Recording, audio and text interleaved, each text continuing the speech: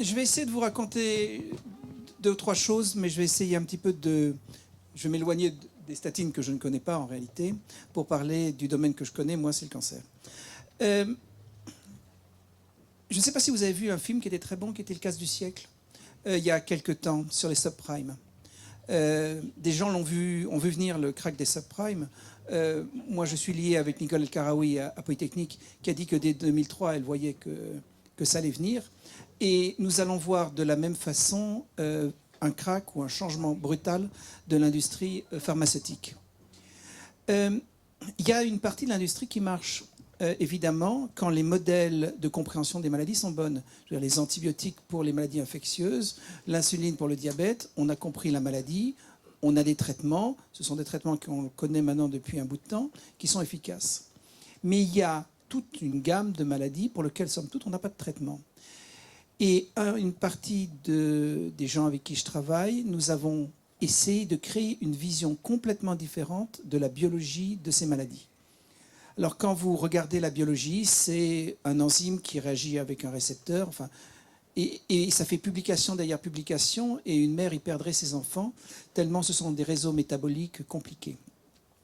Mais si on regarde le corps humain ou les maladies avec des yeux de physicien, on voit qu'il y a deux forces qui jouent sur nous, c'est la pression et le rendement énergétique.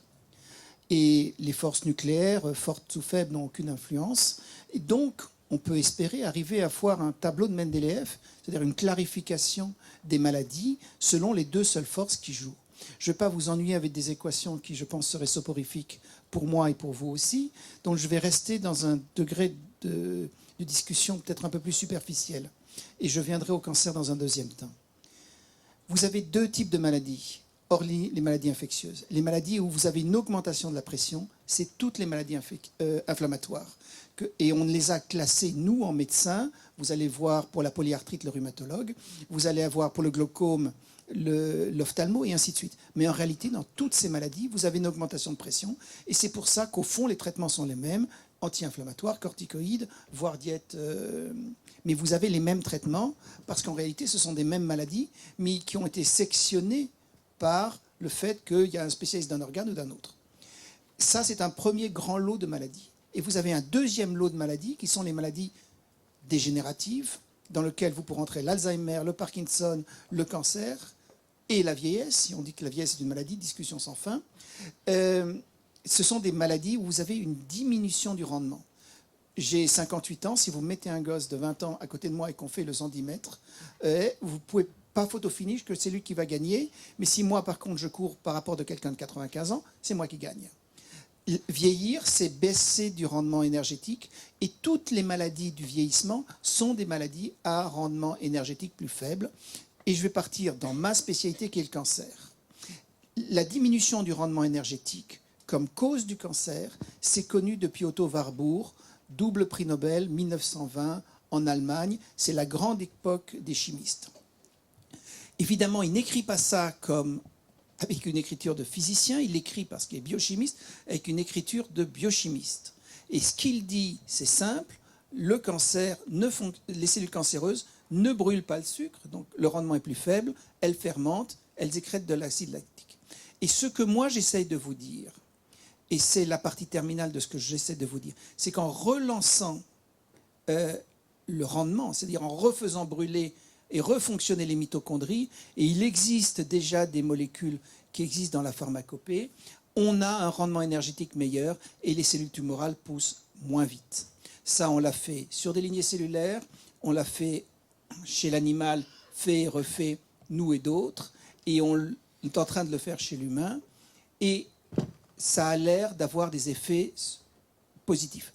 Ce qui manque actuellement, ce ne sont pas des essais sur des milliers de personnes, mais des essais sur quelques dizaines de personnes, faits dans des centres dont c'est la fonction, c'est-à-dire pas du Lambaréné bis, où on récupère tous les pauvres bougres de la Terre, mais des essais qui sont faits au carré.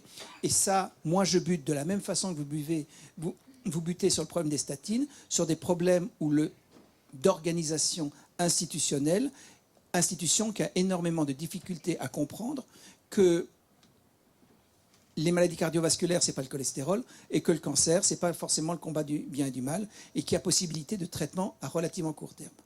Le dernier point sur lequel je voudrais venir, c'est que si on comprend que le cancer est une maladie du rendement énergétique, c'est-à-dire que la cellule brûle mal, et que par là même, comme elle se gorge de sucre pour compenser, elle grossit, ce qui est assez évidemment facile à comprendre, on peut se demander quel est l'impact de ces traitements-là sur les autres maladies du vieillissement. Ce que je vois venir, à tort ou à raison, parce que personne n'est prophète, et heureusement je ne le suis pas, c'est l'équivalent d'une crise des subprimes, c'est que le système va bouger. Il peut bouger pour deux raisons. Celle auquel je ne crois pas, c'est dénoncer un système qui ne marche pas, parce que ces systèmes de dénonciation, dans la façon où nous avons en face de nous, bien plus puissants que nous, ça ne donne pas. Par contre, de proposer une alternative qui ait un sens, qui soit validée, est éminemment jouable. Et pour ça, nous sommes tout aussi isolés que M. Delorgeril ou Philippe Even. On a tous nos propres moments de solitude.